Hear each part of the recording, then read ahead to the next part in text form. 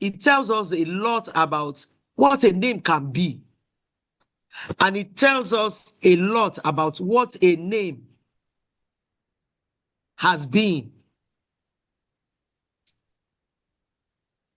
Because this person we are talking about, Bishop Samuel Ajayi Crowther,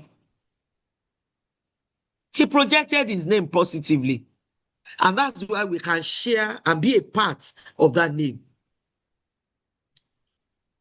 A man whose life remains a powerful example of faith, resilience, scholarship, service, and integrity. He went through a painful experience of being captured as a slave boy, and he rose by God's grace and personal discipline to become the first African Anglican bishop. And his story reminds us that difficult beginnings do not have to define one's future. In fact, the way you react to difficult situations will not only shape you, it will shape generations yet unborn. In your family, it will help to imagine the kind of family that you have, reimagine the kind of family. It will help to bring up the kind of identity that you have and that people can identify with.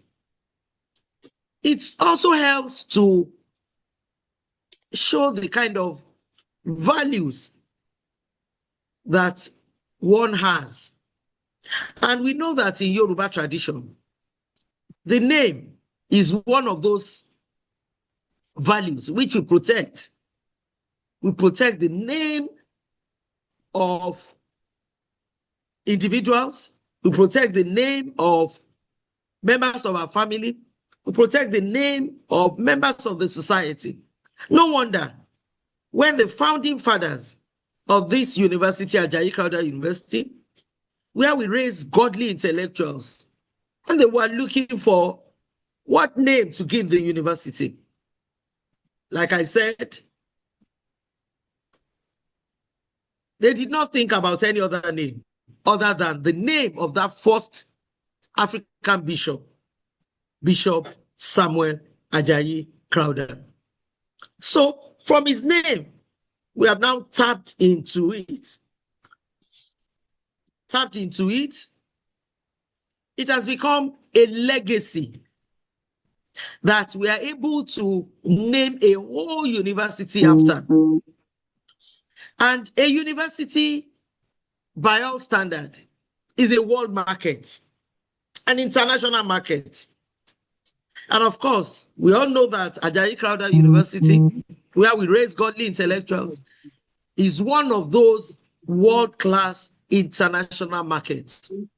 Markets where ideas are generated, are sold, are discussed, innovations come out of this, and where we raise godly intellectuals. Today, many families and communities are searching for renewed values in their names, in their identity, and responsible leadership. So, the life of Bishop Samuel Ajayi Crowther teaches us the importance of a good name, of moral discipline, education, faith, and service to others. If you try to do a SWOT analysis on Ajayi Crowther University, you will discover that one of our major strengths is this name, which we have tapped into. It is shaping our identity. It is building community values. And we have come to become a family that even the immediate family of Bishop Samuel Ajayi Crowther, they cannot just come up and say they are the ones that are that the name belongs to them alone. We all now share it. And that's one thing about Christianity.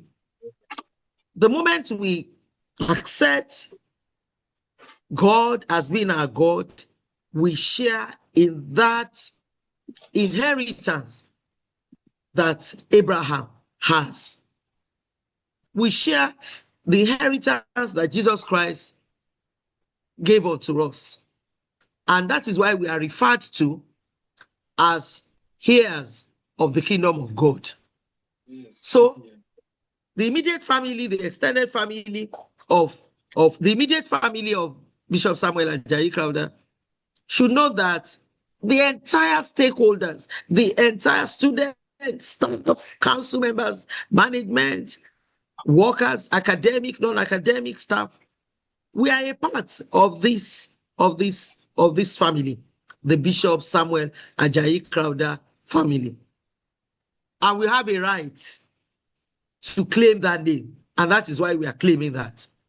If our identity, the identity card that we hold, bears that name, and we consider ourselves as ambassadors of this name.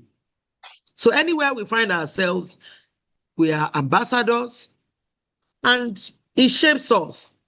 People point to us to say, these are the descendants of Bishop Samuel Ajayi Crowther. I'm delighted that we have distinguished facilitators who will guide our reflections today.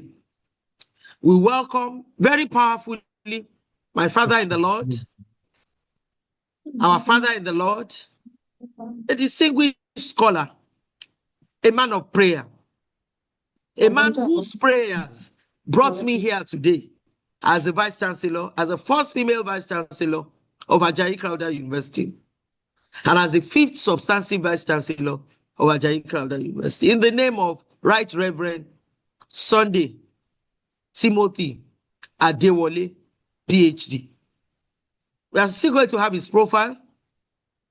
It has an intimidating profile. He will speak on the impact of Bishop Crowther's name on church, family identity, and values. We also welcome Professor Ezekiel Ayinde Lani, who will examine Bishop Samuel Ajayi Crowther's legacy in shaping family values and identity for community development. In addition, we welcome Mr. Femi Macaulay. Mr. Femi Macaulay is a direct descendant of Bishop Samuel Ajayi Crowther, and I'm sure he's listening to me. Sir, all of us own this man. You're not the only one. Agree, sir.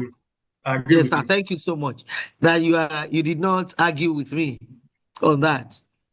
So we want to welcome you very powerfully to this webinar series, and he will be addressing us on the subject of good name is better than riches, using Bishop Samuel Ajayi Crowther's name as a model for shaping family values and ideals. I sincerely appreciate all our facilitators, and I'm sure that we are going to benefit from their immense knowledge and insight. I also commend the Ajayi Crowther Research Center, particularly our Deputy Vice Chancellor, Academic, Professor Afolake Olabiwonu, for organizing this webinar and for continuing to promote serious reflection on the life and legacy of Bishop Samuel Ajayi Crowther. The center's work is very, very important. In fact, we have not started. We are just starting with webinars. We have not started. We have a whole package of activities in that center. So as you participate in this webinar, I encourage us to listen carefully, engage meaningfully, and let us not see this as only an academic discussion, but as a call to renew our commitment to family values, to strengthen our families, Ajayi Crowther University community, our own communities, and the society at large. May the lessons from Bishop Samuel Ajayi Crowther's life inspire us to preserve our heritage, protect our good name, and contribute positively to the development of our communities. On behalf of Ajayi Crowther University, the entire Council of Ajayi Crowther University, management, staff, and students. I want to welcome our speakers. I want to welcome our entire audience, students, staff, alumni, community leaders, those who have agreed to join us and participate in this webinar series. We are grateful for your presence and your interest in this important conversation. It is therefore with great joy that I declare this second webinar series of the Ajayi Crowther Research Center open. I wish you all a fruitful and inspiring session. Thank you, thank you, thank you. Thank you very much, our Vice Chancellor, Professor Ebunluwa Oduwole. We want to thank you for that, taking us through that historical, spiritual, and cultural consciousness in the history of our university and Nigeria and all over the world. I want to welcome everyone once again. And quickly, we want to go to the profile of this first speaker today, who is our father in God, the Right Reverend Dr. Sunday Timothy Bade Adewale, who was born in 1965 in Ife-Odon, Osun State, into the royal family of Aromoleti Asho. He is the third of 5 children born to late Mr. and Samuel Bamiduro Ajayi and late Mrs. Ruth Adebola Adewale. His upbringing combined strong cultural values with a solid Christian foundation. He attended St. Peter's Anglican Primary School, Ife-Odon, between 1971 and 1976, Baptist High School, Ejigbo, 1977 and 1983, and later Anglican Grammar School, Ife-Odon. Oyo State College of Art and Sciences, Ile-Ife, for his HSC in 1988, University of Ibadan for his bachelor degree in history, University of Ilorin for his master degree in church history, and Kwara State University, Malete, for his PhD in church history. He trained at Emmanuel College of Theology, Ibadan, graduated in 1996. He also attended the International School of Theology, ISOT, Jos, where he was among the first 12 Anglican priests commissioned as missionaries. Additionally, he received advanced theological training at Cliff College, Manchester, United Kingdom. He was ordained a deacon on June 22, 1996, and priested on July 23, 1997.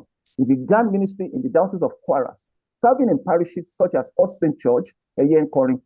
He served as a missionary in Otukpo, Benue State, and under the Church of Nigeria Missionary Society, CNMS, until 2000. Upon returning to Kwara Diocese, he served as Christ Church, Oloje, and later at St. Barnabas Cathedral, Sabo Ilorin, as canon in residence, and canon Lotija. In 2008, he was elected and consecrated as the pioneer bishop of the Diocese of Jeba. During his 11-year tenure, he promoted evangelism, youth engagement, and development initiatives. In 2019, he was translated and enthroned as the 4th bishop of the Diocese of Kwara, continuing his impactful leadership and pastoral oversight.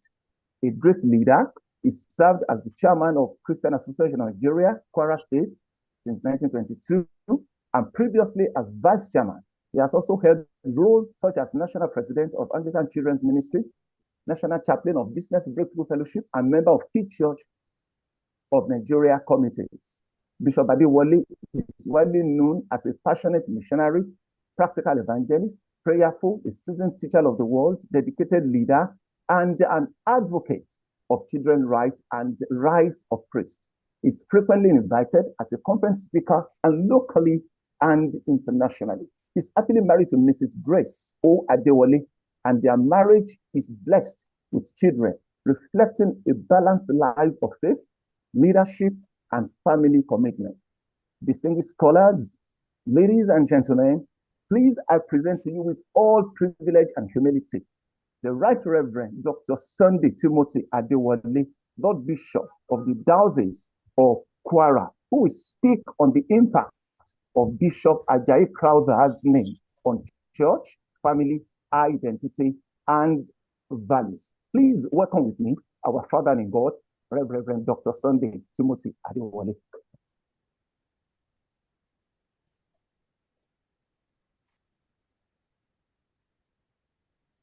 Thank you for having me.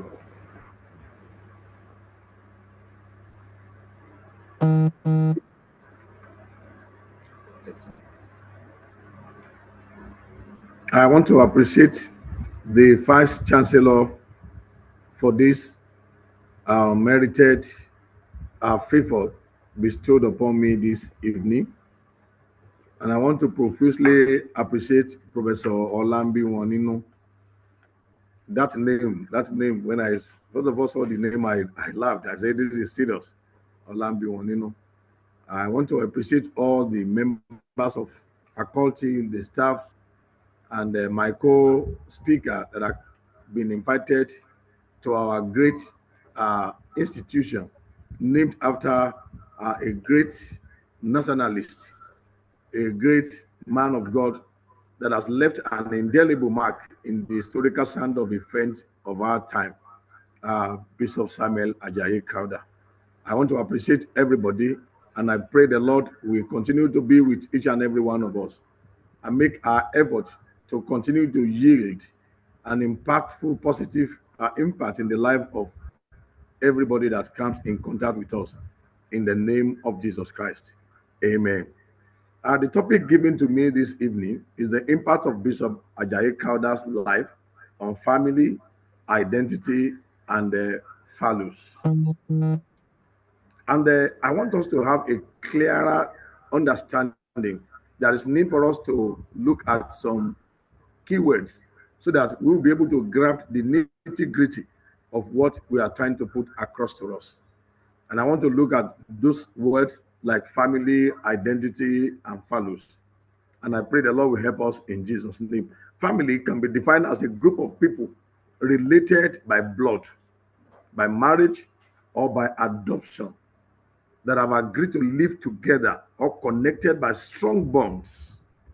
They are agreed to live together by strong bonds. Either they are related by blood, by marriage, by adoption.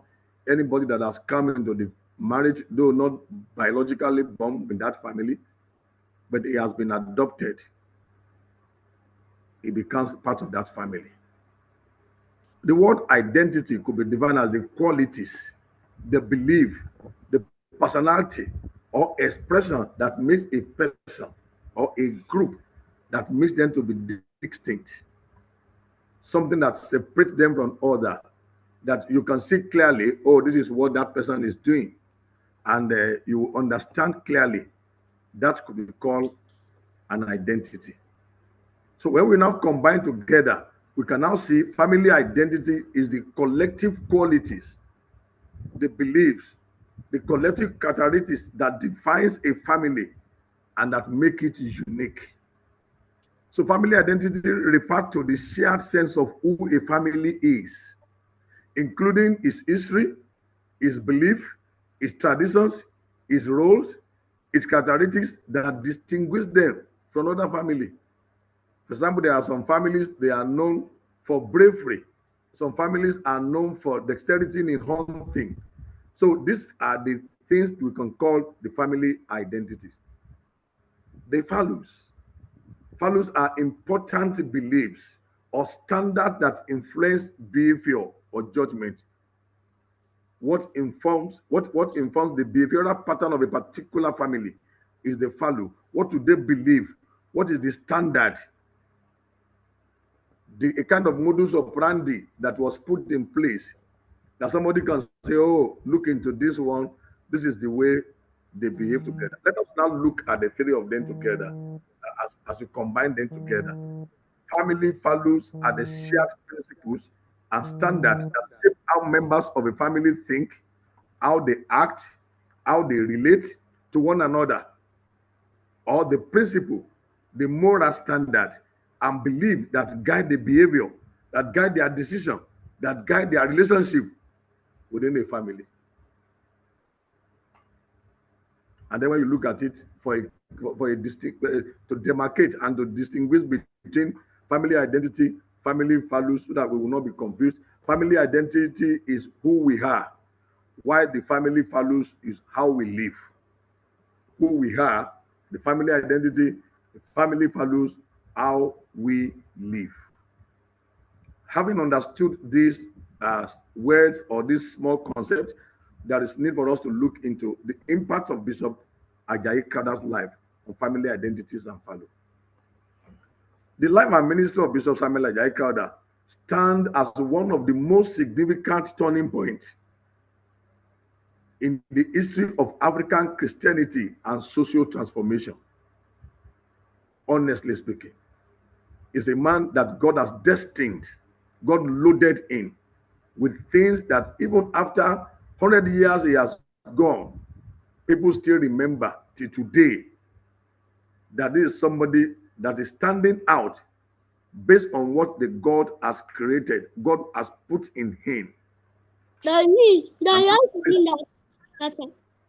Honestly speaking, his journey from a kidnapped child in the Yoruba hinterland to becoming the first African Anglican bishop was not a personal redemption story, but a profound redefinition of family identity and values within African Christian communities.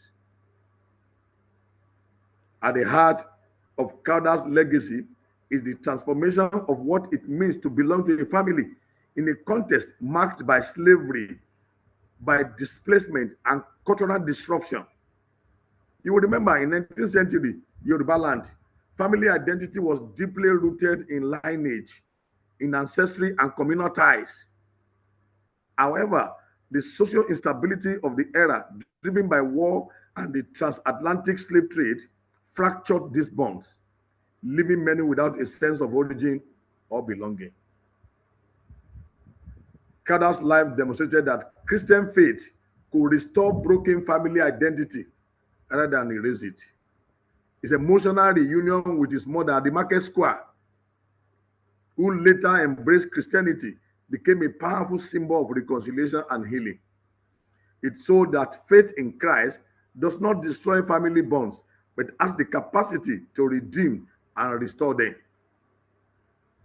Honestly, beyond personal restoration, Samuel Ajayi Crowther helped shape a generational family identity rooted in education, in Christian, not only in education, in Christian ministry, in public service. And we will see, thank God, we have one of the great grandchildren, our brother Femi Macaulay, that is here today. That is part of what this man, the indelible mark this man left in the historical sand of events, even for our own contemporary society. And not only this, through his children and descendants, including the influential nationalist about Macaulay, his family became a living example of how his spiritual values can translate into social leadership and national development. I remember one of his children, Venerable Anderson. We can't just stop it. In fact, one of the nationalists, Professor Adadefo, the first victim of Ebola in Nigeria, happens to be from descendant of this great man of God. Equally important are the family values he embodied and transmitted. These include monogamous fidelity, commitment to education, forgiveness in the face of injustice, and a strong ethic of hospitality and service. These values became foundational principles for many Christian families in southwestern Nigeria, and they continue to influence family life to today. In essence, Bishop Crowther, his legacy reveals that family identity is not fixed or destroyed by crisis. Rather, it can be reshaped through faith, through education, through moral conviction.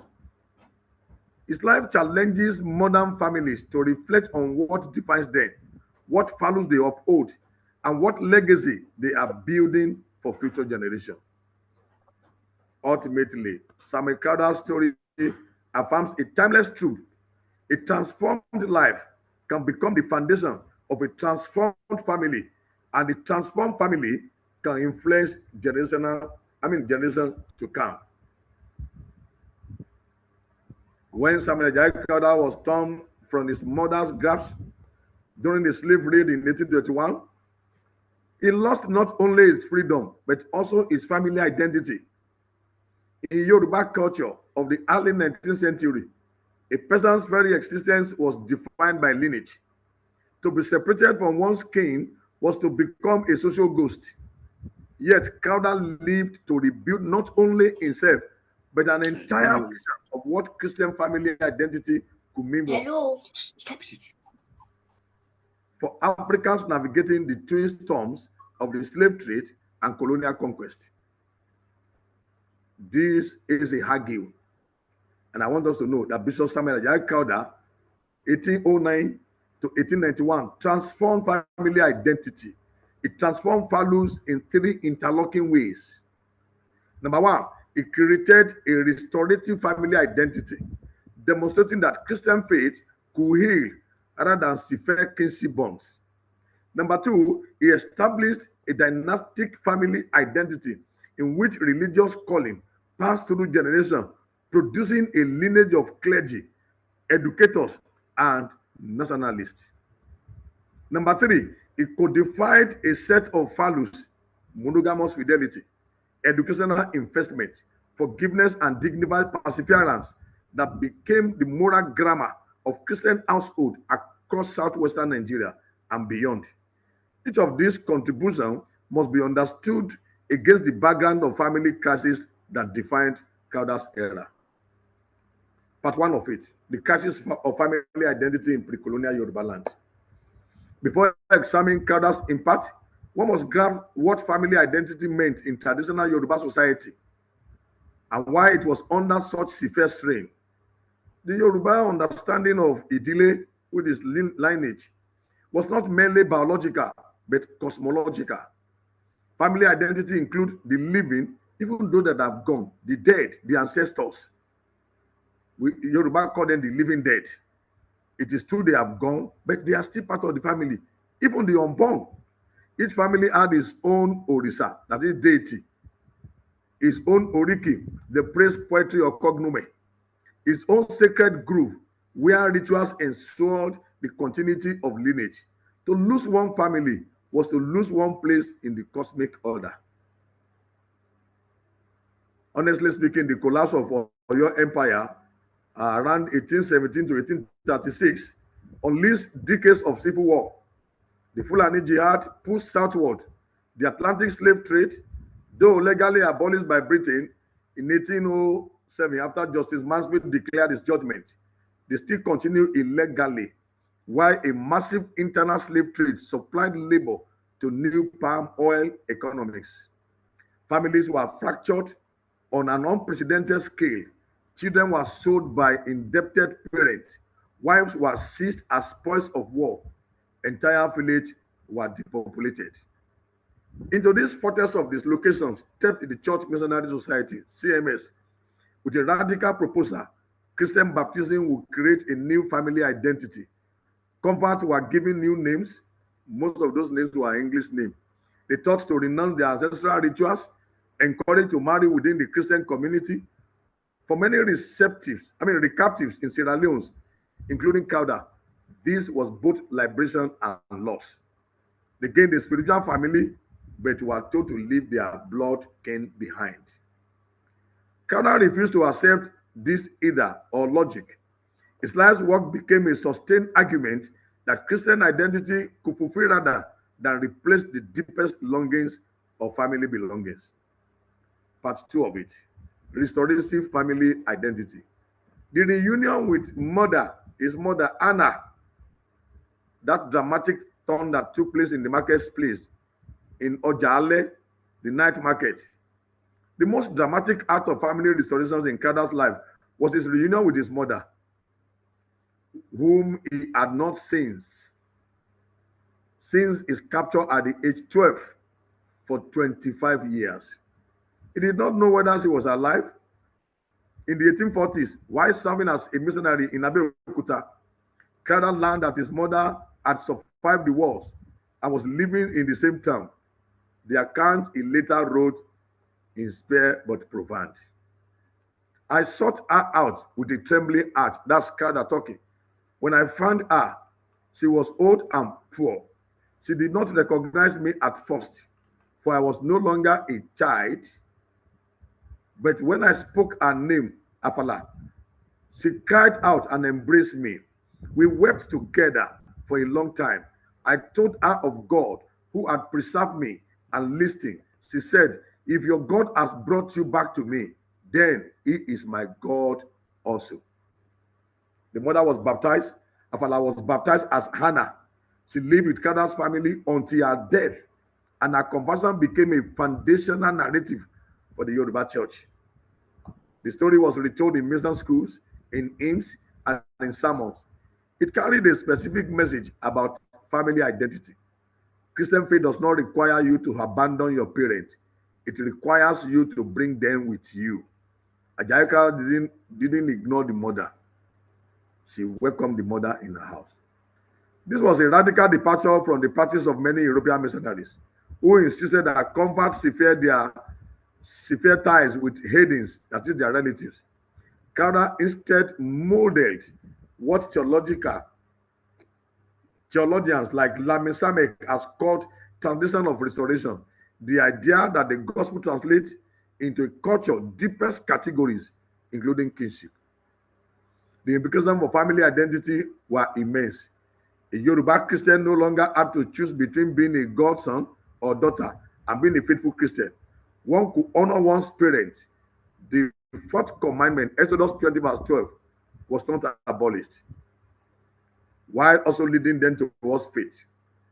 Crowther's example authorized generation of African Christians to evangelize their own families without guilt. Moreover, Crowther extended his restorative identity to extended family network. In traditional Yoruba culture, the extended family, Ebi, shared economic resources, they settled disputes, they performed rite of passage. Crowther did not abolish these structures, but reproposed them. He encouraged Christian family to continue holding family meetings, but to open them with prayer. He urged relatives to continue supporting one another financially, but to do so without the ritual obligation attached to ancestors' veneration. This was not a wholesale rejection of tradition, but a selective transformation. Crowther understood that family identity is not infinitely malleable. It requires continuity by preserving the form of extended family solidarity while changing its content. It made Christianity feel less like a foreign imposition and more like a family inheritance. Part 3 now. Dynastic family identity. The Crowther lineage as a spiritual house of restorative identity look backward to healing past ruptures. Dynastic identity look forward to building a lineage that will serve God across generations. Crowther deliberately constructed what Jacob K. Olupona has termed religious familism, the international transmission of religious leadership within the family line. His son, Crowther's eldest son, Dandison Crowther, 1844 to 1910, was educated in England at the CMS Training Institution in Islington and ordained as an Anglican priest. He served as Archdeacon of the Niger Delta and worked alongside his father during the difficult final year of Niger Mission. I was privileged to be in Bonny camp, and I saw the canoe that brought him from Sierra Leone. I saw his Bible, his handwriting, and the pen he used there. They are still there till now. This is a great legacy, bringing us together as one big happy family. Another son, Josiah Crowther, also entered the ministry. Though he died young, the third son, Samuel Crowther Jr., served as a catechist and translator. Crowther did not prepare his children into clerical careers. He instead molded an household where morning and evening prayer, Bible reading, discussion of sermons were daily practice. In such an environment, ordination was a natural extension of family habits. Nobody received it as a compulsion. It's something they do every day, and because of that, they key into it and they join their father. His in-law, the Macaulay Alliance, Crowther's strategic marriage of his daughter Abigail Crowther to Thomas Babington Macaulay, 1826 to 1878, created a dynastic alliance that reshaped Nigerian elite identity. Macaulay was himself a captive of remarkable ability, a sophomore, an educator, a clergyman who became principal of CMS Grammar School in Lagos and founder of Abeokuta Grammar School. What a big legacy. The Crowther-Macaulay marriage was not merely a family arrangement. It was a statement about the future of African Christianity. Both families had been broken by the slave trade. Both had been rebuilt through the CMS. Their union proclaimed their captive families and could produce a Christian aristocracy, not of inherited blood, but of redeemed character and educational achievement. The children of this union would be native English speakers, classic educated, and deeply familiar with Yoruba language and custom. They were, in the best sense, cultural brokers. His grandson, Abat Macaulay, and the nationalist vocation. The most famous product of this dynastic identity was Abat Macaulay, 1864 to 1946. Crowther's grandson, Abat, was raised in his grandfather's household for significant period. Crowther personally oversaw his early education, ensuring that he learned both the Anglican catechism and practical skills. Abat was sent to England to study civil engineering, becoming one of the first Nigerian trained engineers. All this kudos to Samuel Ajayi Crowther. When Abat later became a nationalist politician, founding the Nigerian National Democratic Party, NNDP, and leading resistance to colonial waterworks, these schemes, the land taxes, he did so with values instilled by Crowther: integrity, intellectual rigor, and non-violent defiance of racial injustice. Abat saw his political work as a continuation of his grandfather's spiritual battle, where Crowther fought for African dignity within the church. Abat fought for African dignity within the state. You know, it will be difficult to separate the power regnum and the power sacerdotum, the power of the church and the power of the state. Core values that shape family identity. Beyond the narrative of restoration and dynasty, Crowther's impact operated through a set of values that define what a Christian family did and believed. This value became the practical curriculum of families' life for thousands of Yoruba Anglican households. That is, the monogamous fidelity as a marker of Christian identity is still the pivot upon which the Christian faith rotates today. In the context, we have powerful men often maintain multiple wives. Crowther, 50 years married to Susan, formerly Asano, was a public proclamation. Monogamy was not merely a rule to obey. It was an identity marker that distinguished Christian families from their traditional neighbors. Crowther taught that marriage was a covenant reflecting God's relationship with the church, as we have in Ephesians chapter 5, from verse 22 to verse 23. This meant mutual respect, not mere cohabitation. He addressed difficult pastoral cases with monies, converts who already had multiple wives at conversion were not required to divorce, but future marriages were to be monogamous. His pastoral letter of 1874 to the Niger Mason State, and I want to quote, "Let no man among you take a second wife while his first wife lives. If you do, you will be suspended from the Lord's table. But let no man cast out his existing wife, who were married before he knew the Lord. Provide for them honorably." End of quote. This balanced approach prevented the social chaos that would have resulted from the forced divorces while establishing monogamy as the norm of the rising generation. Over time, Christian family identity became synonymous with a single wife household in many Yoruba communities, a quiet but profound social revolution. Let's look at the side of the education. Education as a family spiritual discipline.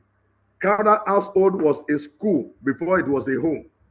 He taught his children to read and write in Yoruba before English, insisting that literacy in the mother tongue was the foundation of all learning.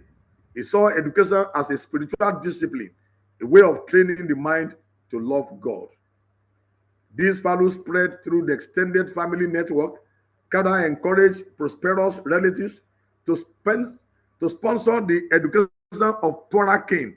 He helped establish a system where families will send one promising child to the CMS grammar school, and that child will later support others. Education become a family project, not merely an individual ambition.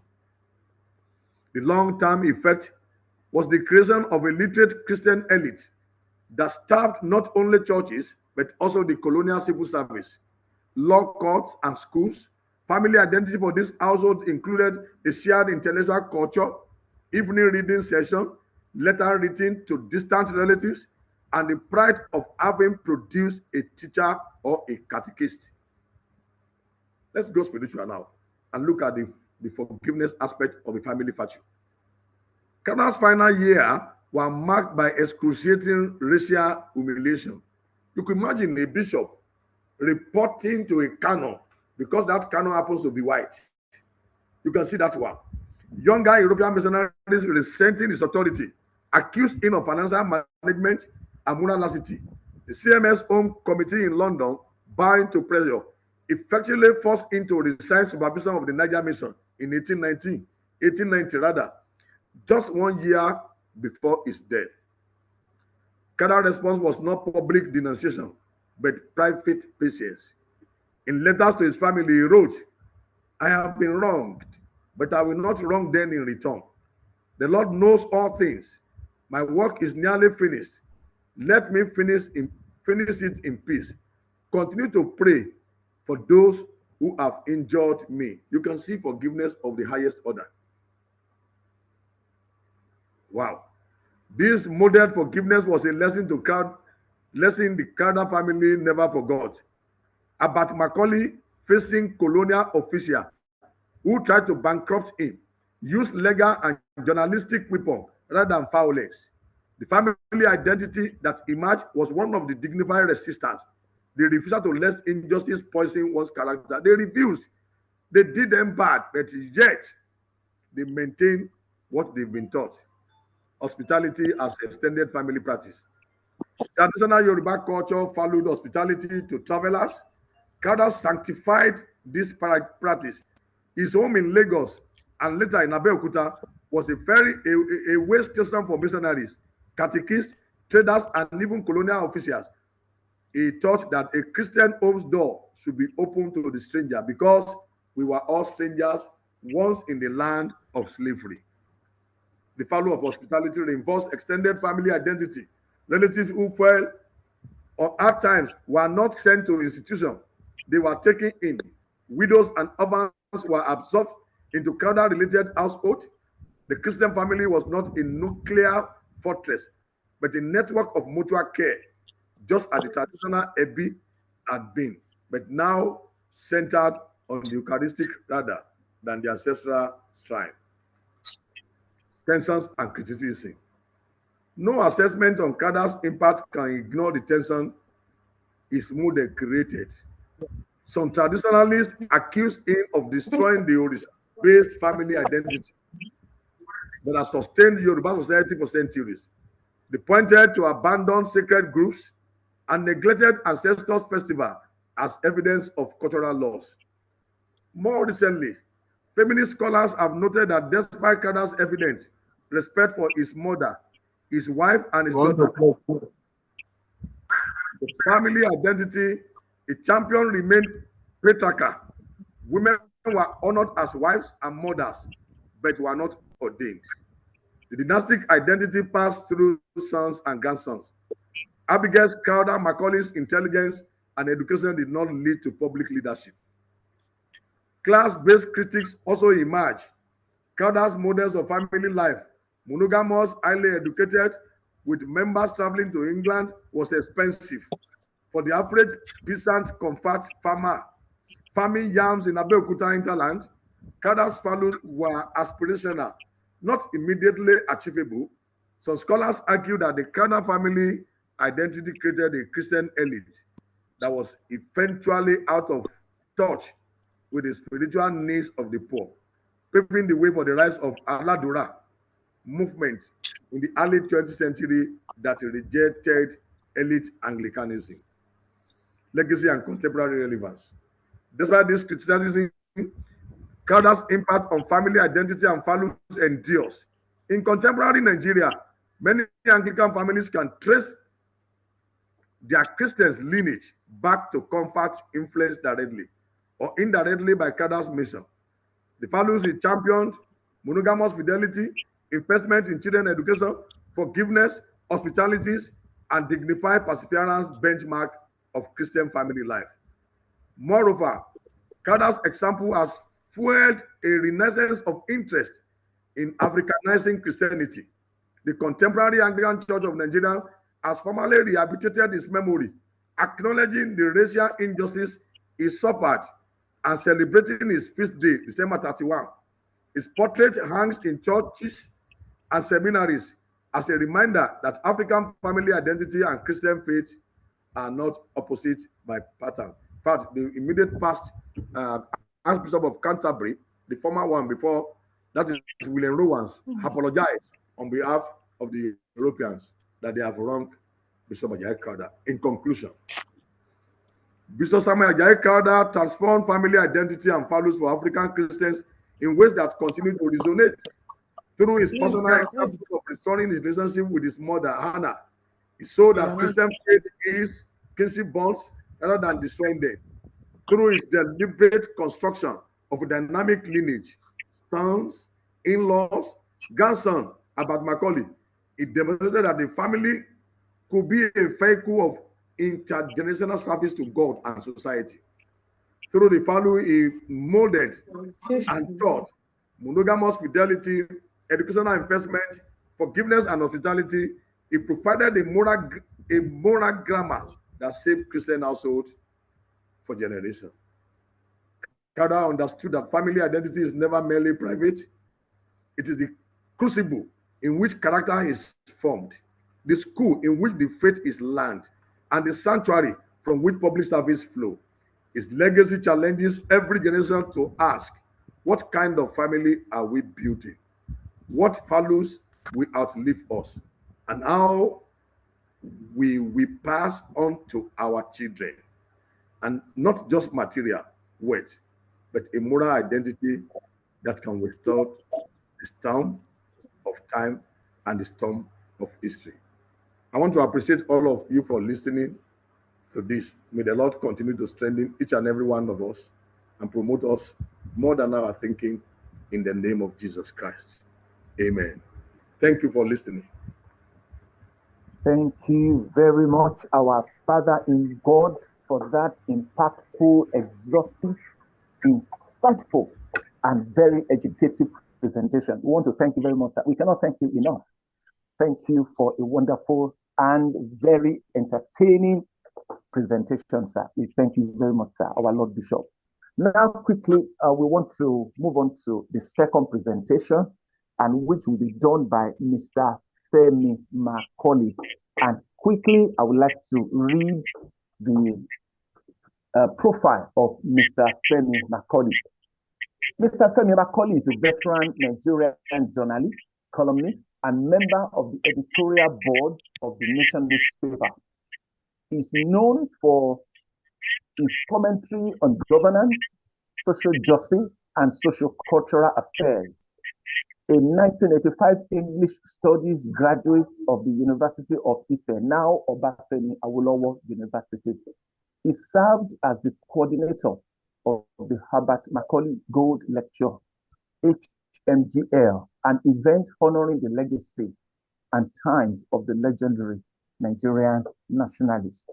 These distinguished scholars, our fathers in God, ladies and gentlemen, I present to you Mr. Femi Macaulay, who is going to speak to us in the next 25 minutes on the topic, A good name is better than gold.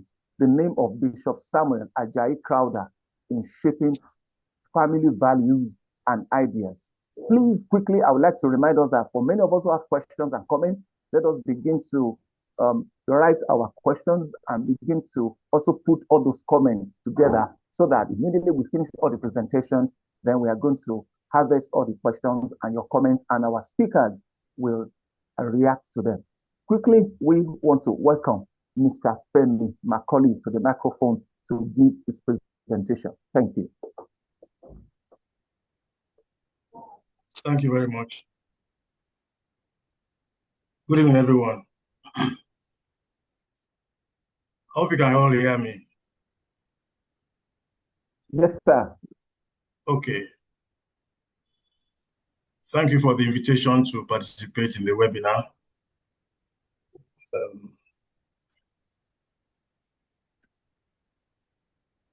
And thank you for the good job you are doing in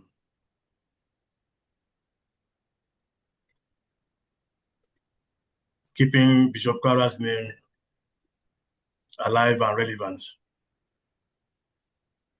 I'm speaking on the topic, a good name is better than riches. The name of Bishop Samuel Ajayi Crowther in shaping family values and ideals.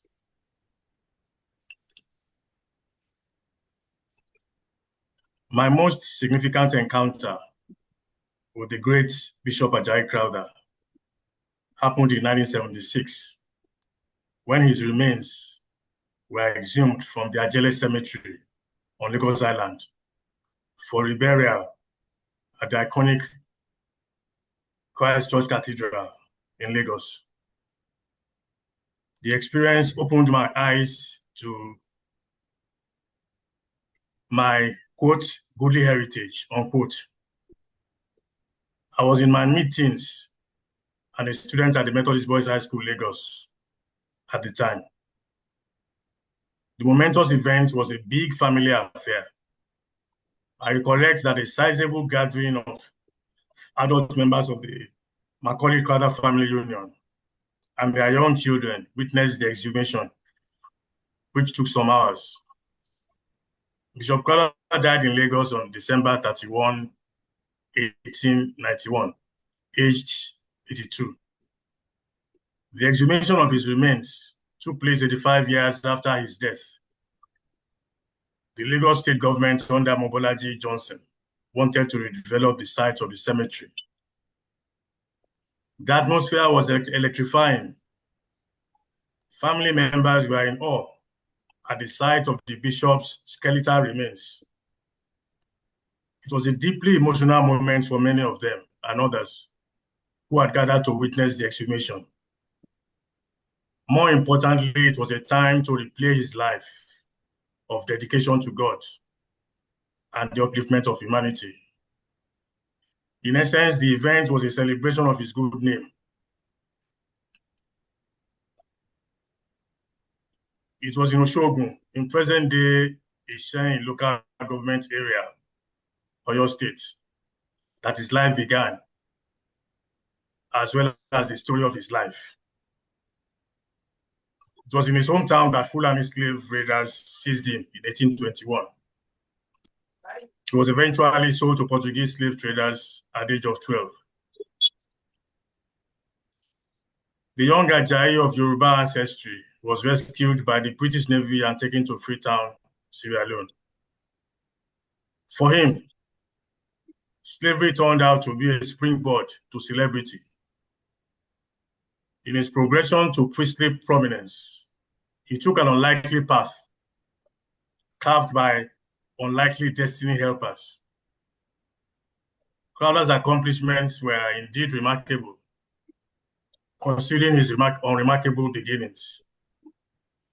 Following his conversion to Christianity and his baptism in 1825, he adopted the name of a prominent British clergyman of the Anglican Church Missionary Society, the CMS. He studied in England and attended the Forabic College, Sierra Leone, where he advanced his exceptional interest in languages, which became of immense use in evangelism. He made history when he was ordained as the first African bishop of the Anglican Church at the ceremony in England. In the same year, he was given a doctorate of divinity by the prestigious University of Oxford. His language skills produced the first Yoruba translation of the Bible, which was completed in the 1880s, and a Yoruba version of the Anglican Book of Common Prayer. These projects demonstrated how seriously he took his Christianity and his evangelism. He also produced primers for the Igbo language and the Nupe language. This background shows how Bishop Crowther not only made a name for himself, but also why his name is synonymous with virtuous living. His role as a man of God was a critical factor that shaped his ethical stature. That was the foundation upon which he built his reputation. The then Archbishop of Canterbury, Justin Welby, notably underscored Crowther's good name when, in 2015, he publicly expressed remorse for the sin against him during a Thanksgiving and repentance service in England. Welby was at the time the leader of the Church of England and the symbolic head of the worldwide Anglican Communion. His apology on behalf of the Anglican Church spoke volumes about Crowther's place in history. Welby said, quote, "We in the Church of England need to say sorry that someone was properly and rightly consecrated bishop and then betrayed and let down and undermined. It was wrong." He also said in his sermon that Crowther, a victim of racism, had, quote, evangelized so effectively, unquote, and, quote, led his missionary diocese brilliantly, unquote, but, quote, was in the end falsely accused and had to resign not long before his death, end of quote. Crowther died of a stroke, which was possibly connected with his desolation. Quote, "We are sorry for his suffering at the hands of Anglicans in this country," Welby said. There is no doubt about his extraordinary evangelistic role in the early years of Christianity in Nigeria. Not for nothing is he regarded as the father of Anglicanism in Nigeria.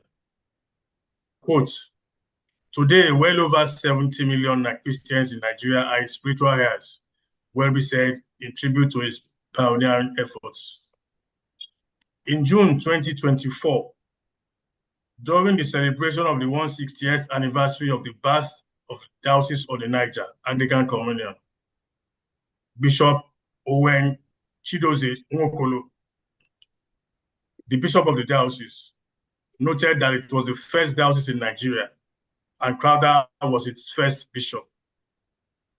He described Crowther as, quote, "the one that brought light here, that brought education, that brought development. There's no way we can put him aside," end of quote. It is commendable that Bishop Nwokolo, who is Igbo, displayed objectivity by noting that Crowther, who was of Yoruba origin, deserved to be celebrated.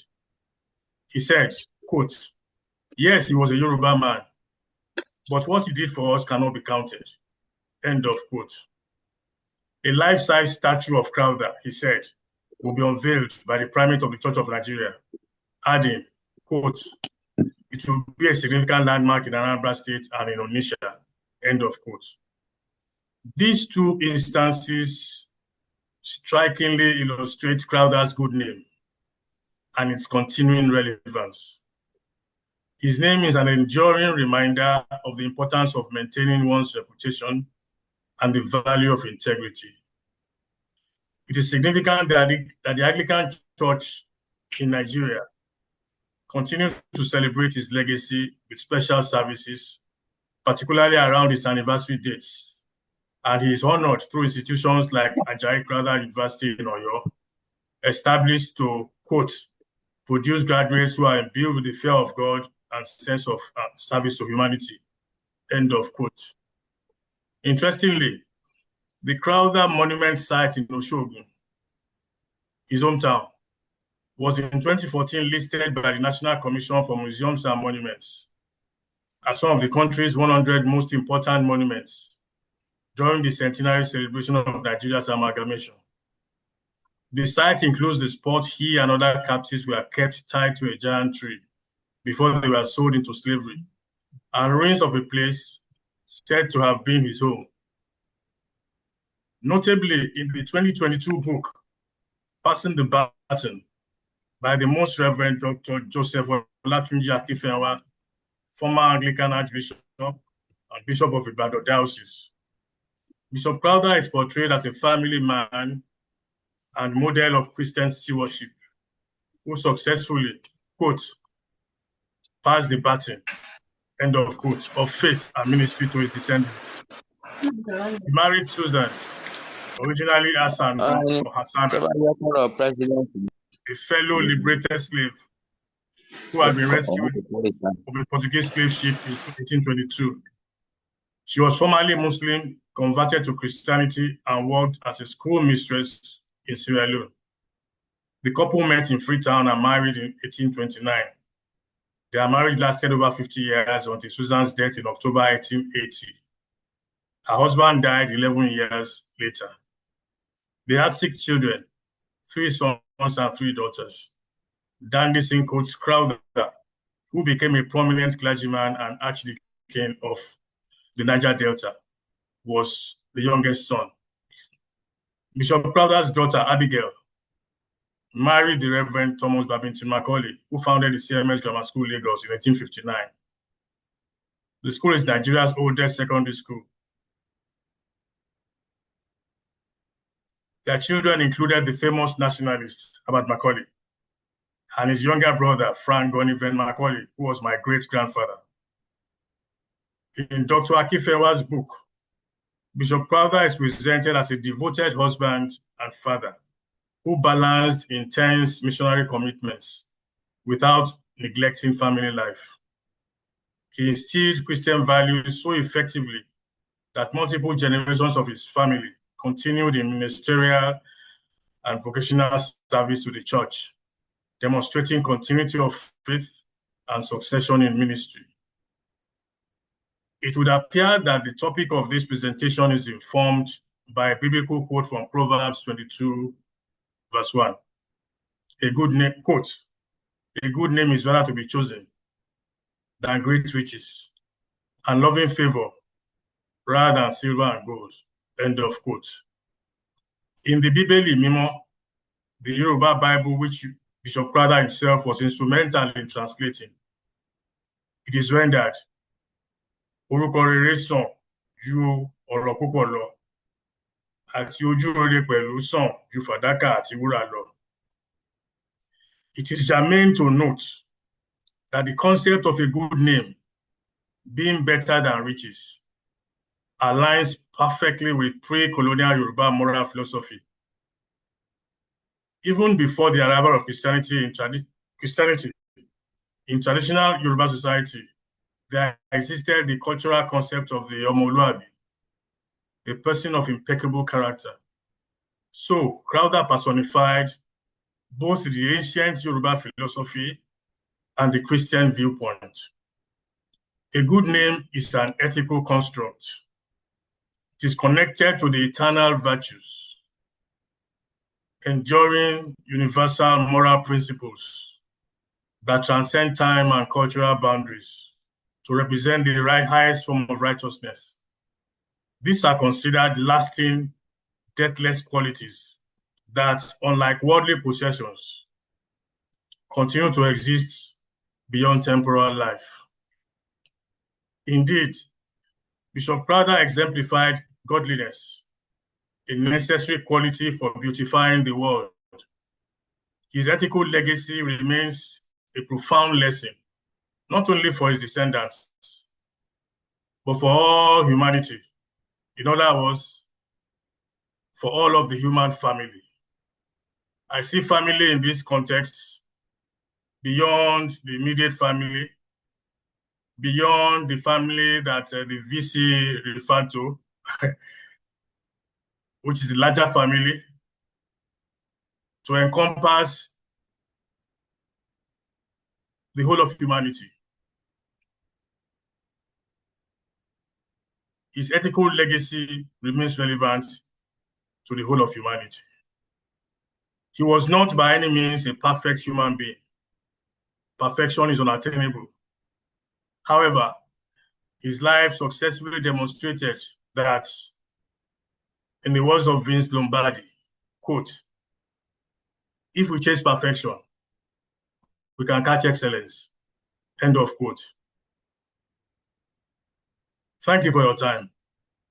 As we reflect on a name that remains better than gold, may we all continue the chase for excellence. Thank you very much.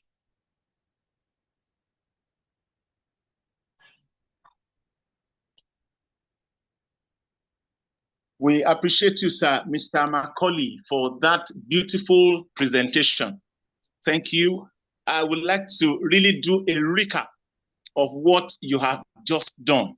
I would like to say that it was a very exhaustive summary of the life of Bishop Samuel Ajayi Crowther, a life of service, a life of integrity, a man of cerebral capacity, a man of unequaled strength, commitment, faithfulness, and at the same time, loyal to his calling, loyal to the people of God.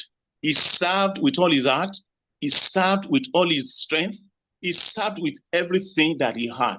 And till the end, he had no reason to regret his calling. He was very proud of his heritage. He was very proud of his calling, and he was very proud of his ancestry.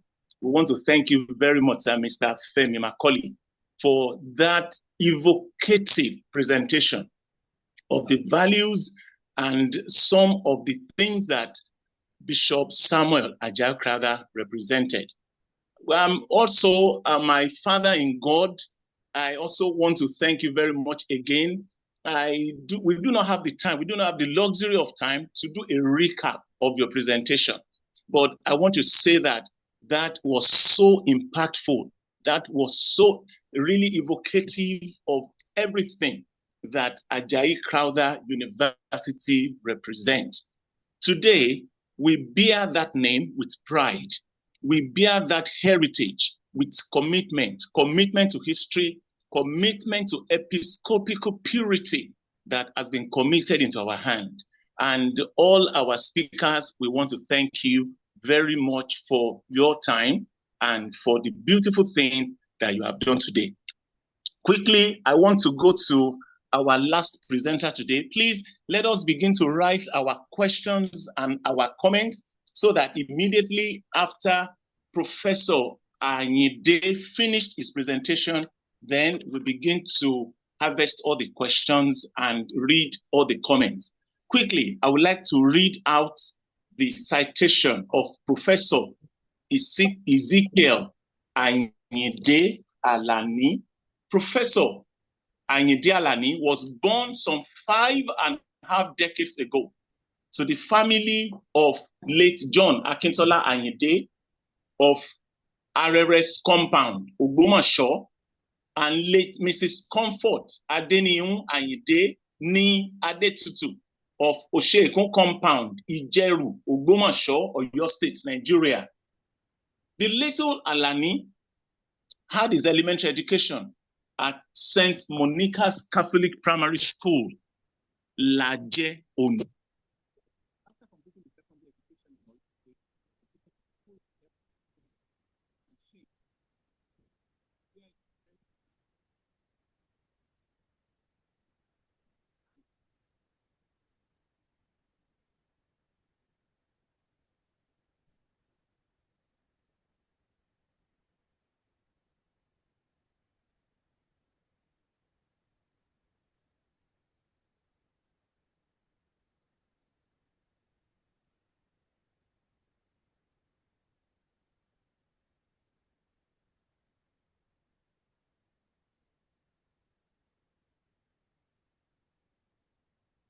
Academic sojourn. He was also on academic sojourn to Christ University, Bangalore, in India, for joint African Fellowship, coordinated by Center for Science and Technology of non-aligned development countries. Professor Ezekiel's professional and academic studies visit have also taken him to European countries like Canada, Poland, and the United Kingdom, as well as other countries including Israel, Dubai, and India. Professor Ezekiel Alani started his academic career as a lecturer in the Department of Agricultural Science, Education at then Oyo State College of Education, Oyo, Nigeria. He was later employed as an assistant lecturer in the Department of Agricultural Economics, Ladoke Akintola University of Technology, Ogbomoso, in the year 2006, and rose through the ranks to become a professor in 2020. He was awarded research grant at Western University, Western Faculty of Information and Media Studies, FIMS, in 2016. He was appointed visiting lecturer at Department of Agricultural Economics and Farm Management, University of Ilorin, between 2018 and 2020. Professor Ezekiel has really published so many books and many articles and served as a consultant to Emmanuel and the University of Education Oyo on the regularization of appointment of senior non-teaching staff in agricultural farm officer cadre. At the University of Ilorin, he served as the acting head of Department of Agricultural Economics and Farm Management, and he was also a visiting lecturer in the same university. Apart from being a Christian academic, Professor Ezekiel Ayinde is a devout family man. He is happily married to an accountant, Mrs. Felicia Bosede Ayinde, and the marriage is blessed with wonderful children. Distinguished ladies and gentlemen, my fathers in God, distinguished scholars, I would like to invite Professor Ezekiel Ayinde Alani to speak on the topic, Bishop Samuel Ajayi Crowther's legacy, shaping family values and identity for community development. In the next 25 minutes or 30, we are going to be listening to our distinguished speaker, Professor Ezekiel Ayinde Alani. Thank you very much, sir. You are welcome. Thank you, sir. Good evening, everybody. I'm Professor Ezekiel Ayinde Alani from the Department of Agricultural Economics, LAUTECH, one of the descendants of Abba Macaulay. I'm grateful to be here. To our Vice Chancellor, thank you for your support of conversations that connect history to community development. To the chairmen and every member of the webinar committee, I appreciate your effort behind the scene, from planning to logistics. This event only happened because people like you say yes to the work. It's a privilege to discuss Bishop Ajayi Crowther, his audience. Thank you for having me. Let's start by asking the question, who was Bishop Ajayi Crowther that lived between 1806 and 1891? Crowther was born in Osogbo, present-day Oyo State. He was captured by slave raiders at about 12, rescued by British Navy and resettled in Sierra Leone.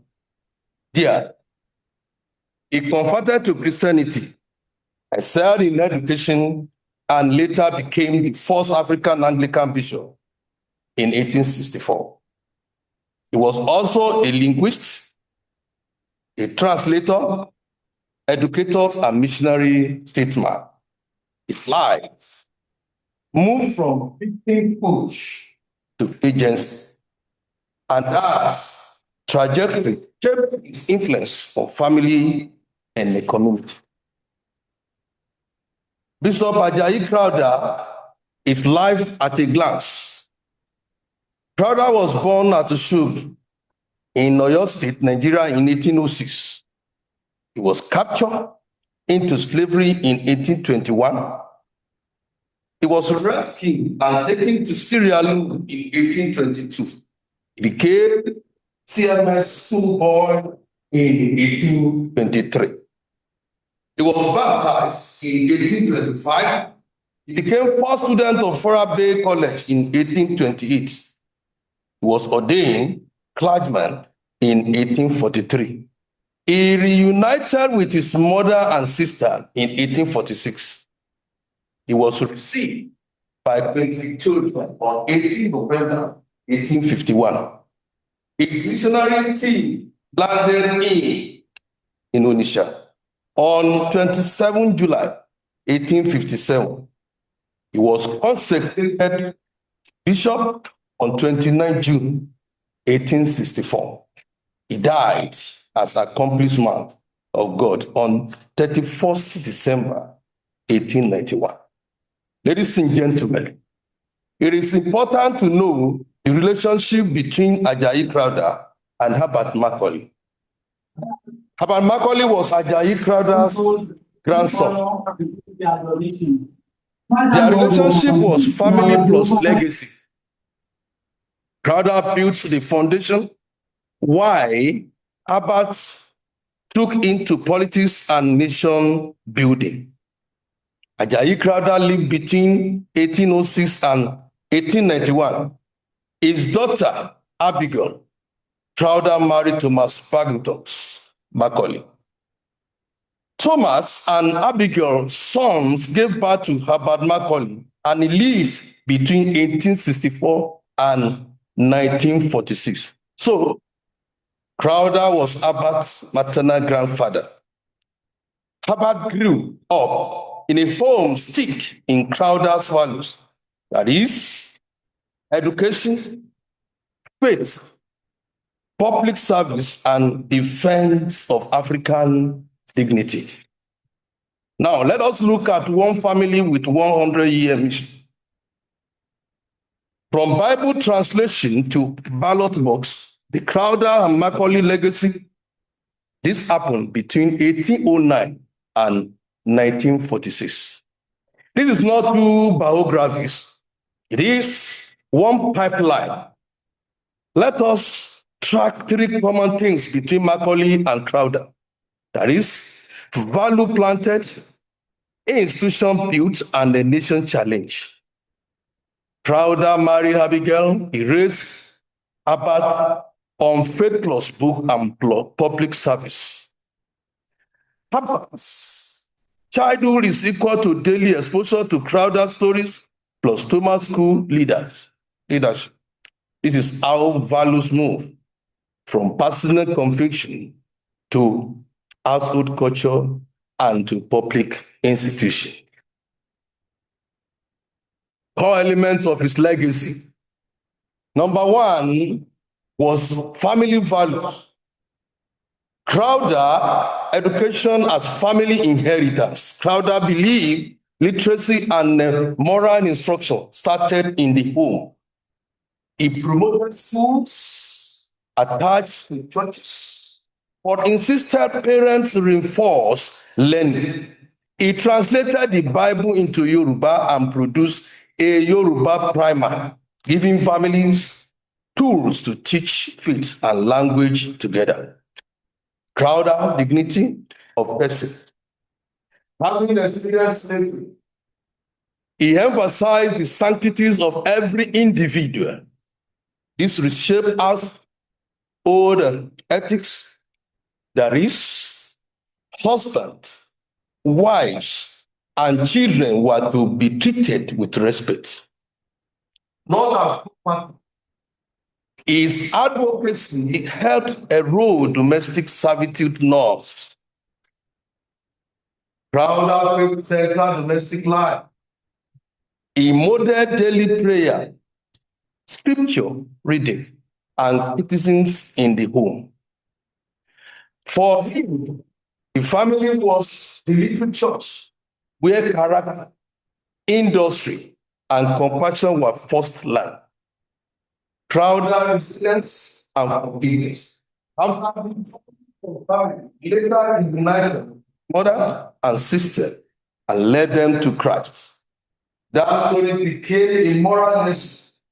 That is, families can heal, reconcile, and rebuild after trauma. Crowther's identity formation of language and culture. He reduced Yoruba to writing and translating scripture, hymns, and literature. Crowther gave African Christians a way to worship God without abandoning their mother tongue. He affirmed that African identity and the Christian faith were not in conflict.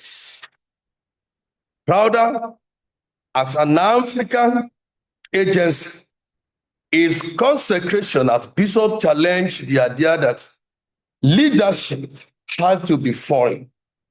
Gives African communities a new self-image capable of leading church, school, and civil society. Crowther, as a bridge builder, he navigated traditional authorities, Muslim traders, and colonial officials.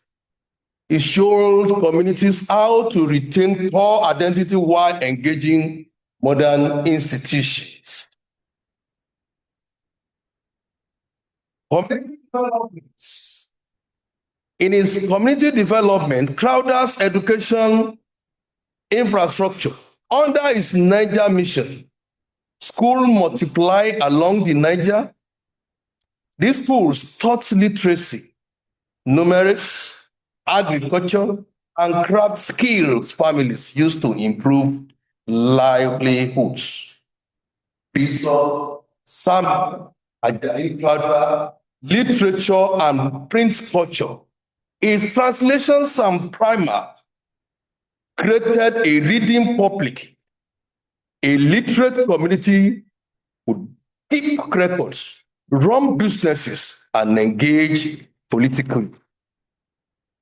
Crowther's moral economics, he preached against human sacrifice, slavery, and intertribal race, promoting trade, peace, and the rule of law. Instead, stable communities grew where families felt secure. In Crowther's leadership and development, he trained African clergy, teachers, and catechists. Many became community leaders who carried his value into town, councils, and civic life post-mission. How his legacy shaped family values and community development today. Crowther's legacy strands family impact and community outcome. His mother tongue literacy makes parents to teach children in a language they understand. Intergenerational knowledge was transferred with stronger local schools, cultural preservation, and civic participation. Crowther dignity and moral defense, reject abuse, promote gender respect, child welfare, lower domestic violence, and more advocacy for vulnerable groups. His faith plus work ethic leads to discipline, honesty, and service model at home. Trust network for trade, cooperatives, and local governance. His African leadership leads to children growth with role models who look like them. Self-reliance institutions reduce dependency culture. Lesson for current community development efforts. Crowther's model shows that community transformation is slow unless families own their values. Development programs should include parenting, literacy, and moral formation, not just infrastructure. Crowther uses language as infrastructure. His development communication works first in the modern tongue. His translation work is a template for today's civic and financial education. Crowther indigenous leadership pipeline, importing expertise without raising local leaders, create fragile systems.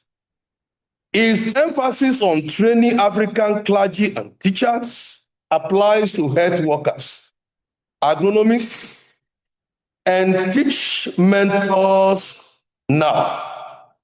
Crowther reconciliation as social capital.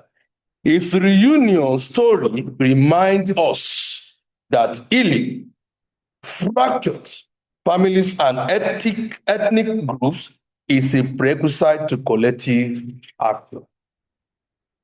In conclusion, Bishop Ajayi Crowther's legacy is not just church history. He gave us a blueprint, strengthened the family through faith, literacy, and dignity, affirmed cultural identity, and build communities by raising local leaders. Where those three align, develops become self-sustaining. Thank you for your attention. Thank you very much, sir. Prof, we thank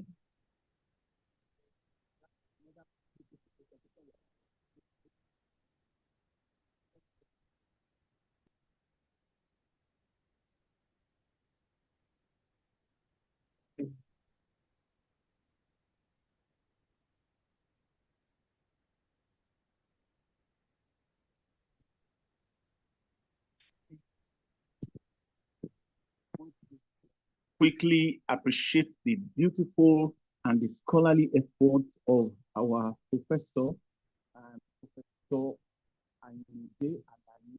Thank you very much. You focused beautifully on the blueprint of Bishop Samuel Ajayi Crowther, of leader, and you told us about what happened in his life, I mean, from age 0 to age 40. And that was when he joined his family again. That was in 1846. He was born in 1806, captured in 1821. And 1822, he went to Sierra Leone. 1843, was ordained the first Black man to be ordained and consecrated a bishop. And 1846, he joined his family again, reunited with his family. He was an epitome of exceptional leadership and a very profound icon of nature.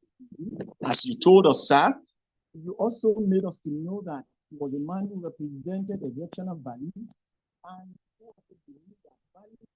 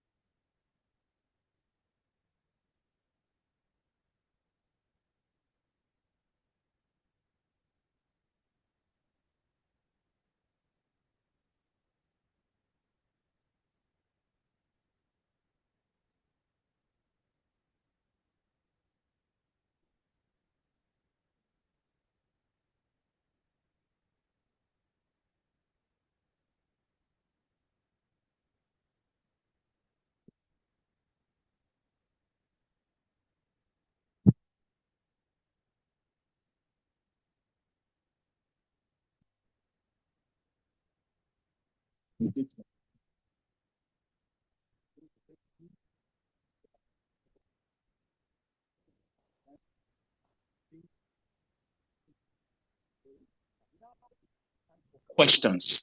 And I seek the permission of our chief host and the Deputy Vice Chancellor Academic to allow our participants and listeners all over to begin to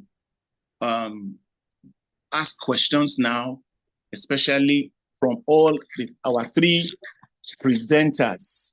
Our Father in God, Right Reverend Dr. Sunday Timothy Adewale, and Mr. Femi Macaulay, and lastly, Professor Ezekiel Ayinde Alani. It is time for questions and it is time for comment. Thank you. Now we have the floor.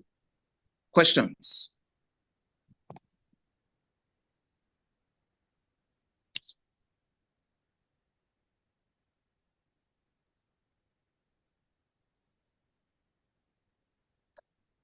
All right, there's a question here for Mr.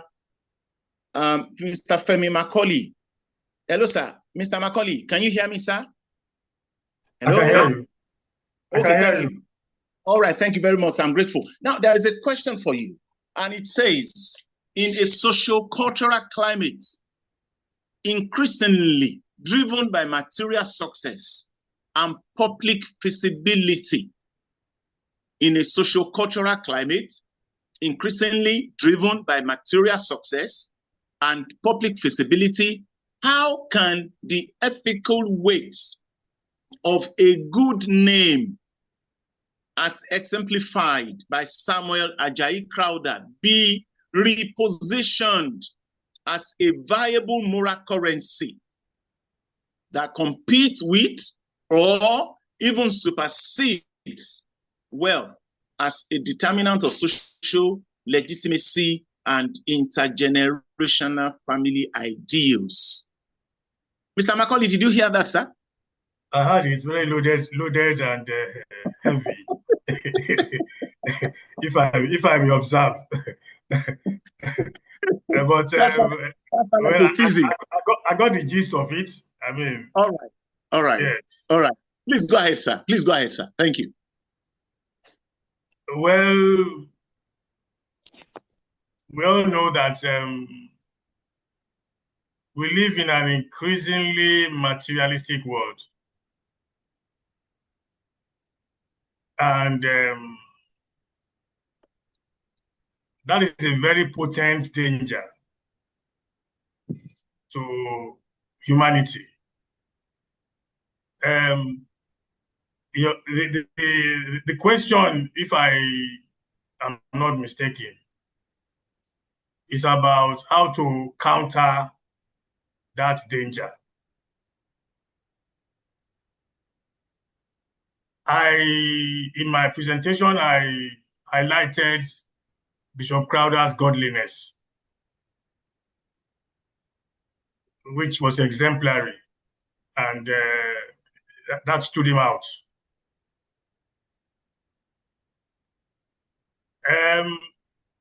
Thank God this event is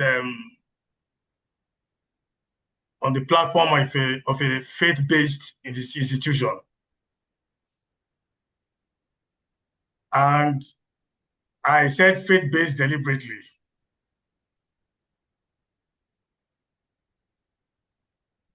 Meaning that it's not just about the Christian faith. Any faith that connects with God, with the Almighty, teaches certain virtues, what I refer to as the eternal virtues. Indeed, they are eternal virtues. We can counter the escalating materialism of today by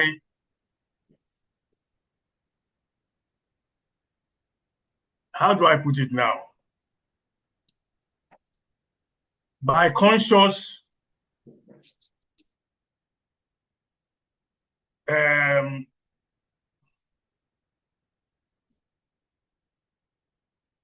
God, sorry, I'm trying to conceptualize this because I know I'm dealing with academics and all that, by conscious God connection.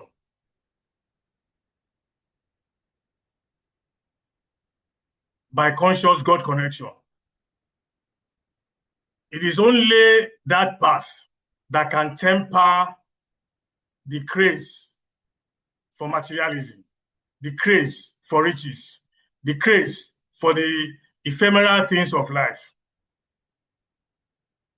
That is my own thinking.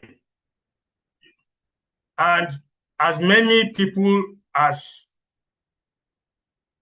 believe in that, as many people as accept that there must be a God connection to moderate the almost insatiable appetite for riches. That's the only way. And how do we not only publicize this or promote this, but universalize it? It starts with education, and not just education, but enlightenment. I prefer enlightenment to education, because when you are enlightened, you see beyond education. You see beyond what you can see, if I put it that way. It is what you can see that can temper you. What you cannot see that can temper you.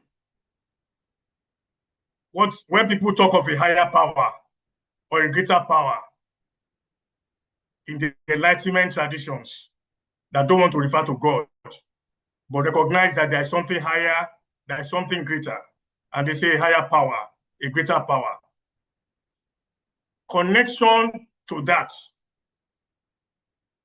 helps you to stay level-headed, grounded, and recognize that what endures,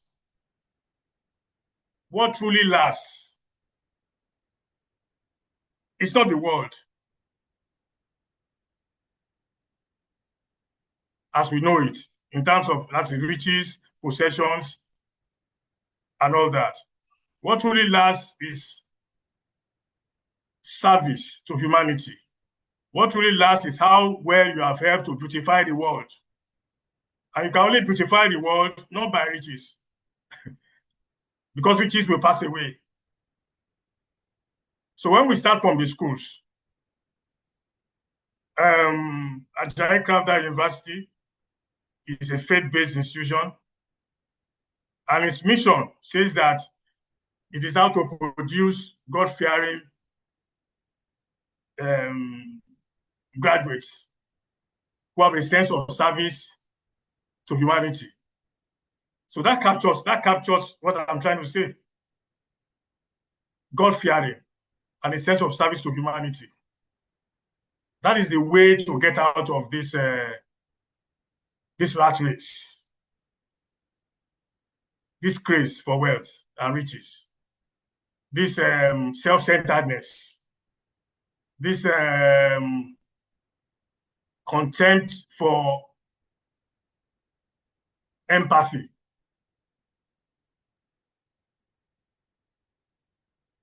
Because if you don't have contempt for empathy, then you will be able to see, appreciate what the other man is going through. Put yourself in his shoes and avoid that excessive accumulation that leads nowhere at the end of the day. And only impoverishes not only you, but the society. I don't know whether I've answered your question. All right, sir. Mr. Macaulay, thank you.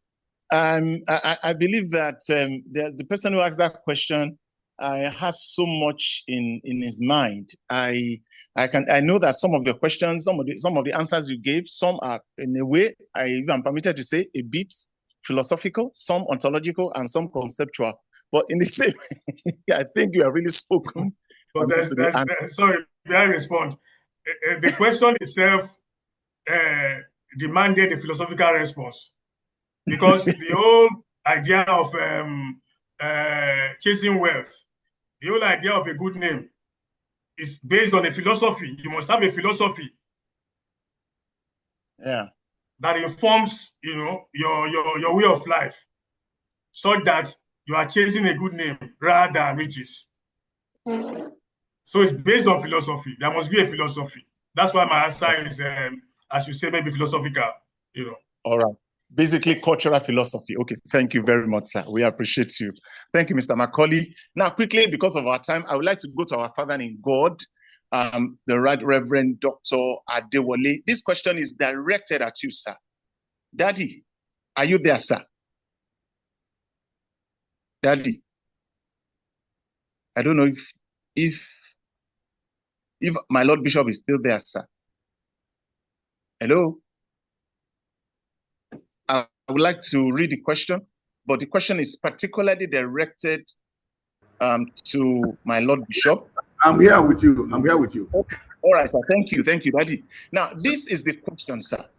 Yeah. In an era where religious identity is increasingly mediated by globalization, digital culture, and shifting moral frameworks, how can the symbolic and moral authority embedded in the name of Samuel Ajayi Crowther be recontextualized within contemporary church practice to meaningfully shape both ecclesiastical integrity or ecclesia integrity and family-based value systems without reducing its legacy to mere historical reference? Daddy, should I go over that again, sir?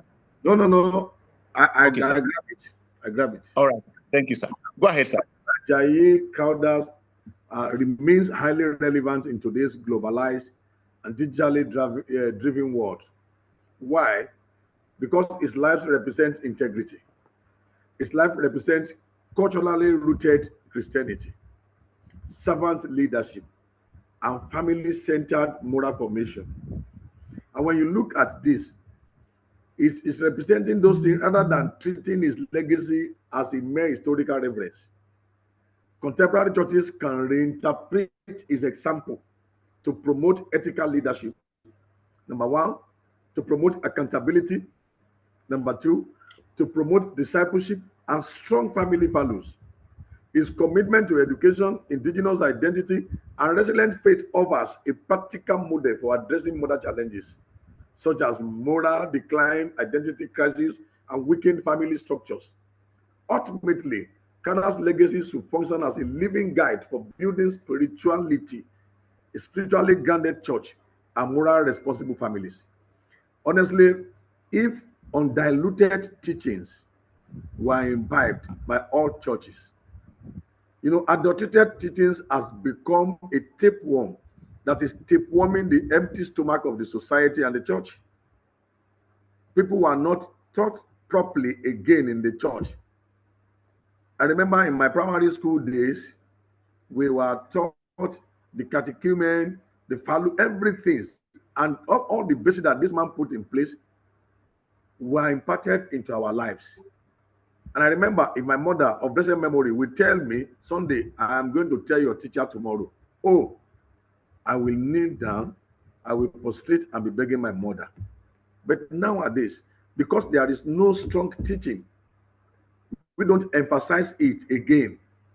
Even the parents who are the one leading the children to go and be their teachers now. And it's because of this moral decadence.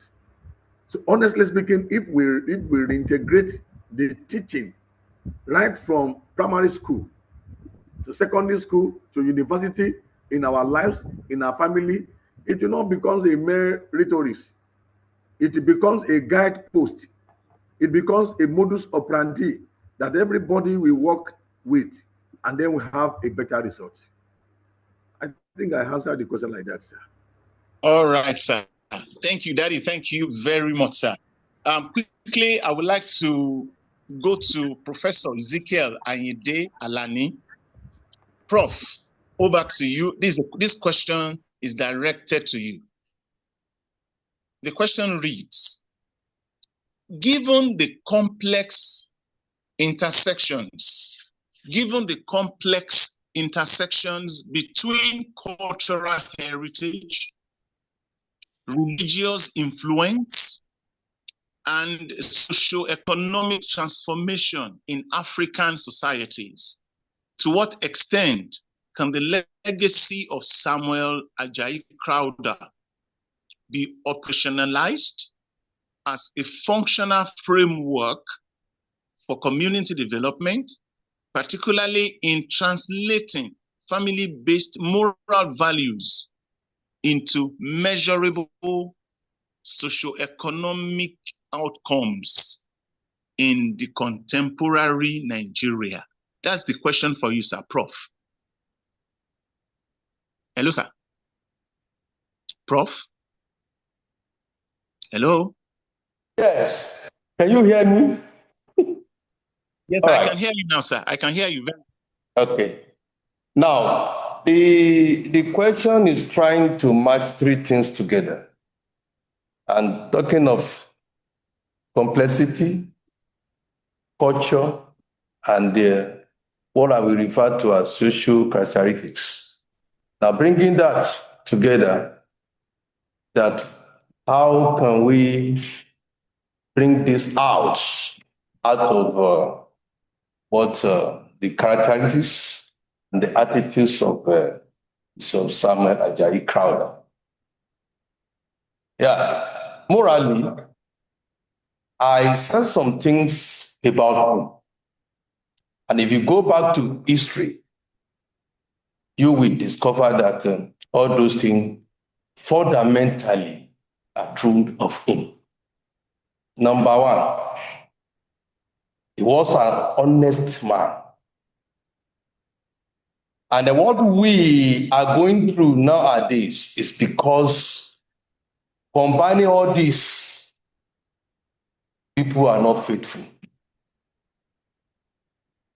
And thank God for institutions like this, training students to be faithful and then to have fear of God. If you go to public institutions, all this you have just mentioned, I doubt if some of them have been practiced over there. So coming down to where the fear of God is, where the students, or what we say candidates or individual, are being trained in the way of the Lord.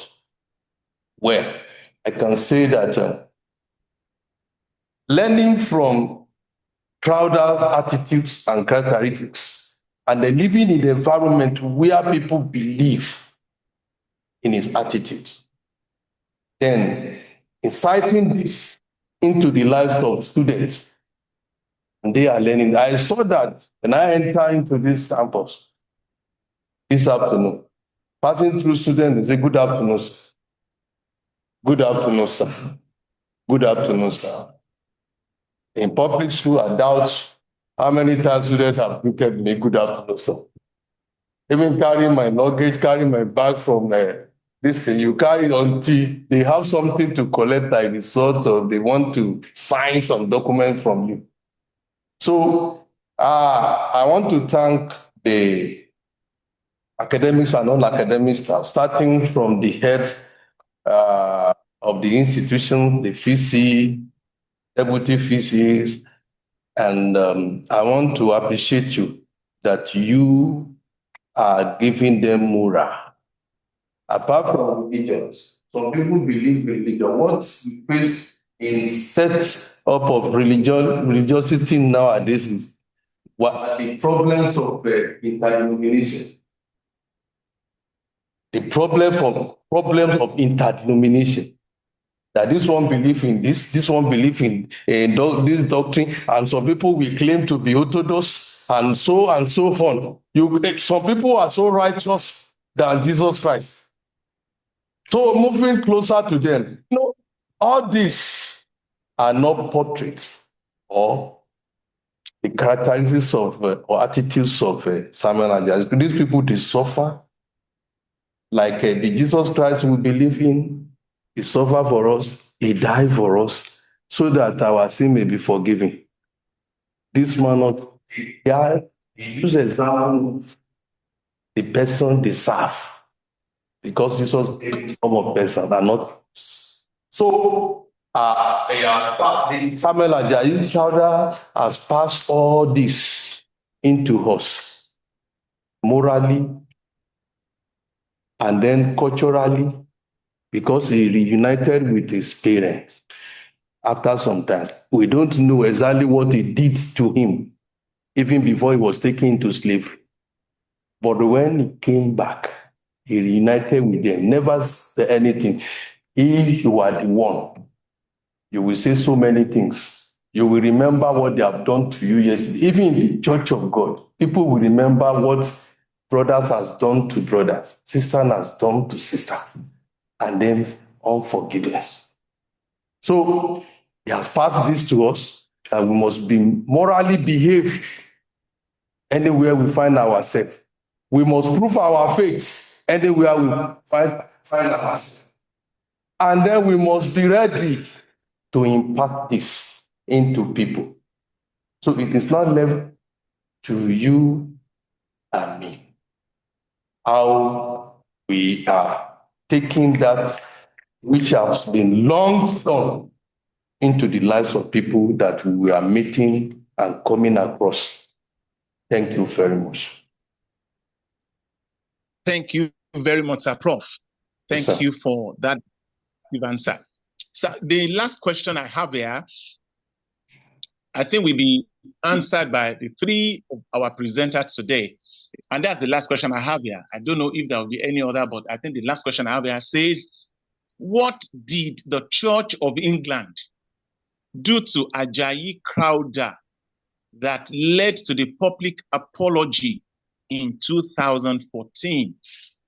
Crowther was said to have resigned on the account of what the Church of England did to him. This is the question, sir. Thank you. Maybe we should start from my father, the Right to Reverend Dr. Adewale. Maybe we should start from you, sir, please. Daddy. Me now? Yes, sir. Okay. Somebody, Ajayi Crowther was on the offense. What they did to him, he was undermined by European missionaries within the Church Missionary Society because of racial prejudice and distrust of African leadership. Not only that, many of his African clergy were falsely accused of incompetence and misconduct. With his authority over the Niger Mission that was gradually taken away and replaced with European control, the humiliation and the loss of support weakened him greatly and eventually led to his resignation before he had stroke and eventually passed on. These are the unkind things they meted out to Ajayi Crowther that made them to reconsider their stand, and they apologized to him immensely, profusely as well. Thank you, sir. Thank you very much, sir, for that critical information and for enlightening us on that aspect of history and what happened at that time. Now, quickly, I would like to really call on Professor Oluyitan for a short remark. And that's we are moving towards the end of today's program. And I would like to please call on Professor Yeni Oluyitan from Department of History and International Studies for a brief remark. Thank you very much, sir. We want to thank the Almighty God for making it possible for us to have this webinar. And most especially, we also want to thank our facilitators, our Father in the Lord, His Grace, Right Reverend Sunday Adewale. We thank profusely also Professor Ayinde Alani, as well as Mr. Femi Macaulay. You will all agree with me that the three eminent facilitators, they are doing justice to the issue under discussion. And honestly, there is little or nothing to say to what they have said. We have seen Bishop as a model of excellence the transatlantic slave trade, almost destroyed him. But he wasn't a person that could be related by that experience. He brought to us, he brought to us education.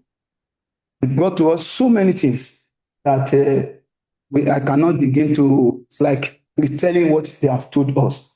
So we are very grateful to this our facility. It's our hope that when we call on them again, they will respond. We thank you so much, and we are indeed so grateful. Thank you. Thanks.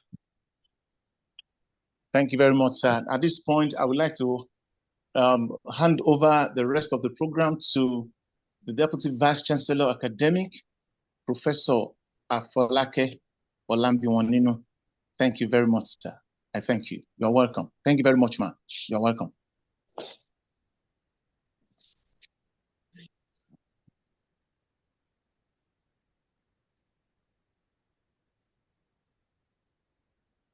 Hello? Hello? You stopped. Hello? Yes, okay, so I've been unmuted. Thank you very much. Good evening, everyone, once again. I'm to give the vote of thanks for this wonderful exposition that we have this evening. So on behalf of the Governing Council of Ajayi Crowther University, ably led by our accomplished, renowned, esteemed, prolific professor of philosophy, Professor Mrs. Eboluwa Olufemi Oduwole, the FNLL, the Fellow of Nigeria Academy of Letters, and the first female Vice Chancellor of Ajayi Crowther University, and the fifth substantive Vice Chancellor of Ajayi Crowther University. I would like to say a big thank you to our facilitator. First of all, to our daddy, Bishop Adewale. Thank you very much for not minding the way I disturbed you all through when we were preparing for the program, for this program. Thank you very much for accommodating me. I really want to say thank you also to Mr. Femi Macaulay. We are so sorry because in the process of this, we tried to misspell the name. And I now say the reason why we have to hold on to a good name, because it carries a lot of weight and it gives a lot of value. Thank you very much for accepting us the way we are and for honoring us despite all our shortcomings. Thank you so much also, Professor Ezekiel, leaving Ogbomoso and have to come down to the campus to come and have this program live with us. We really, really appreciate you. We are not taking this for granted at all. The Vice Chancellor has said that to help him, help her, thank all the facilitators deeply. She is not taking this lightly at all, but she's saying a big thank you to every one of you for honoring God, for honoring the legacy of Bishop Ajayi Crowther. And we are all the descendants, as she has said, we are all descendants of Bishop Ajayi Crowther, for honoring all the descendants and accepting us, doing a naming ceremony. I don't know how we are going to do the naming ceremony for all of us that are coming into the big family, but at least you've accepted all of us into the family, and we say a big thank you to everyone. We also want to appreciate, on behalf of the Vice Chancellor, the Ajayi Crowther Research Center. We want to thank everyone in that center. We want to thank you for this second webinar. And we know that this is just a tip of the iceberg, as the Vice Chancellor has said. A lot is still going to come, and we are going to have series of publications from the last webinar and even this webinar. Thank you, Professor Luiton, Dr. Taiwo, Dr. Adeoye, everyone that is right there, Dr. Ajayi, thank you very much for what you are doing. A big thank you on behalf of the Vice Chancellor to the ICT team. Thank you, Mr. Bamidele Aliu. Thank you for all the members of your team that are there for making sure that we have a seamless streaming all through this period, and all to our online participants, because if you are not there, who are we presenting to?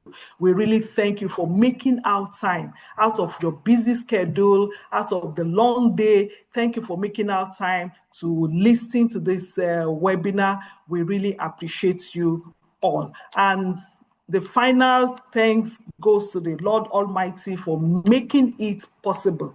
We proposed, and it make our proposition to come to reality. We return all the thanks and glory unto Him. Thank you, everyone. The Lord bless you. Please be on the lookout for the next program that is going to come out from this center. Thank you very much. Lord Bishop, we are very grateful, sir. Mr. Femi Macaulay, thank you so much, sir. Prof. Ezekiel Alani Ayinde, thank you very much. Have a wonderful night rest, everyone, on behalf of the Vice Chancellor. Thank you so much. God bless you all.